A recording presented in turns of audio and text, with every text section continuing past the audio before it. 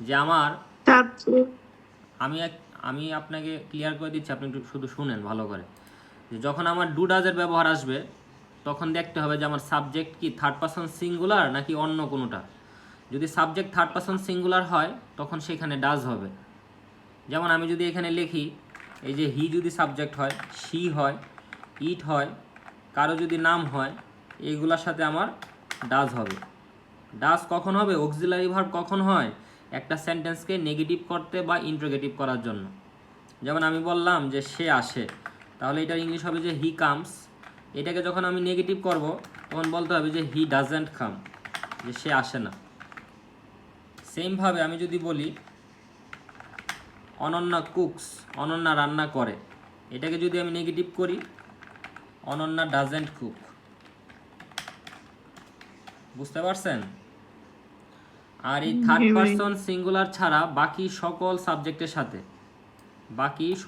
সাবজেক্টের সাথে আপনার এই ডু হবে। যেমন দেখেন, এই থার্ড পারসন সিঙ্গুলার ছাড়া একটা সাবজেক্ট হলো আই, একটা সাবজেক্ট হলো উই, একটা সাবজেক্ট হলো ইউ, একটা সাবজেক্ট হলো দে।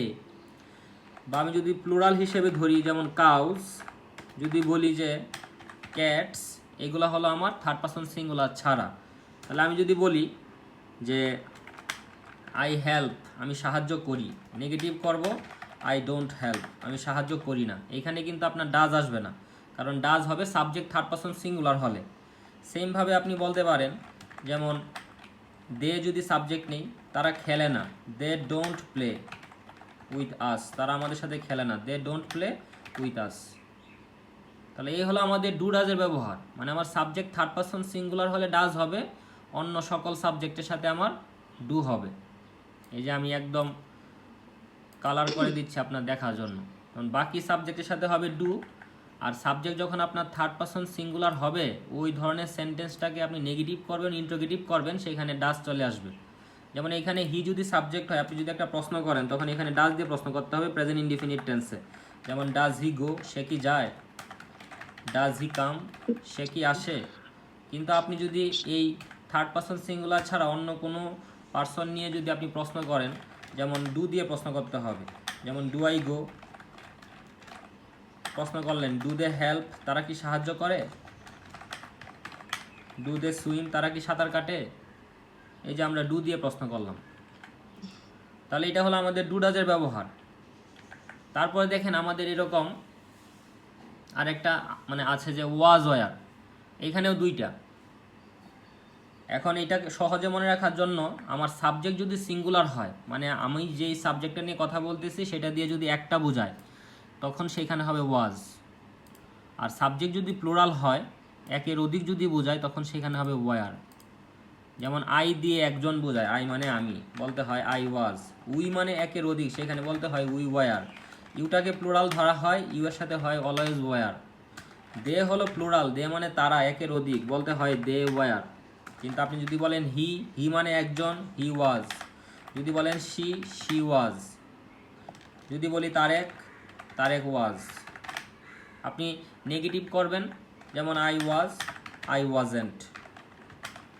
এখানে যদি আপনি বলেন উই ওয়ার, এটাকে নেগেটিভ করবেন উই ওয়ারেন্ট। সেমভাবে আপনি এখানে আসেন তারেক ওয়াজ, নেগেটিভ করেন যে তারেক ওয়াজেন্ট, তারেক ওয়াজেন্ট। প্রশ্ন করেন, এই ওয়াজ ওয়ে দিয়ে আপনার প্রশ্ন করতে হবে। যেমন ওয়াজ হি দেয়ার, সে কি সেখানে ছিল, বা ওয়াই আর ইউ দেয়ার, তুমি কি সেখানে ছিলে, ওয়াজ আই হেয়ার, আমি কি এখানে ছিলাম। তারপরে আসেন আমাদের এমিজারের ক্ষেত্রে। এইখানে যেহেতু তিনটা অক্সিলারি ভার্ব এবং তিনটাই প্রেজেন্ট ইনডিফিনিট টেন্সে ব্যবহৃত হয়, এটা নিয়ে আমাদের সমস্যায় পড়তে হয়। যারা জানে না, যারা জানে তারা তো সবগুলাই জানে, যারা জানে না তাদের আর কি সমস্যা হয়। এইখানেও মনে রাখবেন, সাবজেক্ট যদি থার্ড পারসন সিঙ্গুলার হয় সেখানে হবে ইজ।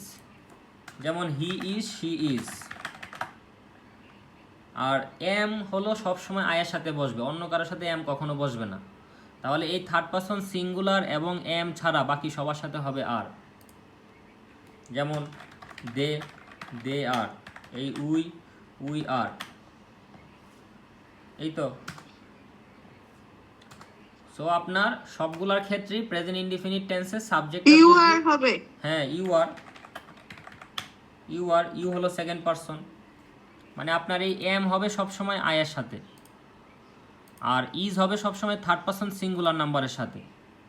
তাহলে এম যদি থার্ড পারসন, মানে এম যদি আপনার আয়ের সাথে হয়, ই যদি থার্ড পারসন সিঙ্গুলারের সাথে হয়, তাহলে বাকি সবার সাথে হবে আর। Very simple. তাহলে সেই বাকি সবগুলা কি কি?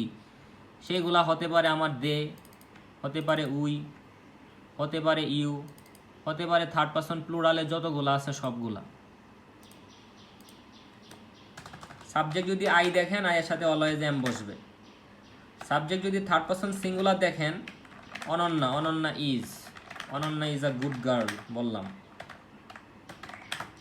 কিন্তু এখানে যদি আপনার এই থার্ড পারসন সিঙ্গুলার এবং আই ছাড়া অন্য কোনো সাবজেক্ট চলে আসে, দে হলো আমাদের থার্ড পারসন প্লুরাল, তার মানে থার্ড পারসন সিঙ্গুলার না, আইও না। তো এখানে দে এর সাথে অলওয়েজ আর হবে। হ্যাঁ, দে আর ফাইন, তারা ভালো আছে। বুঝতে পারছেন?